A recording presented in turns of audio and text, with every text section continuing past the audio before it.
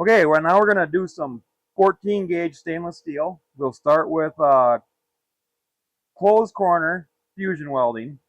Um, the one thing I didn't point out earlier when I was welding steel is when you are fusion welding, you can remove the harness and holder for the wire feeder, but for demo purposes, I'm hopping back and forth. I'm keeping my wire feeder holder on. And it don't matter if it's on or off, but if you're just fusion welding and you don't want this holder in your way, you can just simply take it off. It just unbolts off your focal tube, and then it's just nice and clean.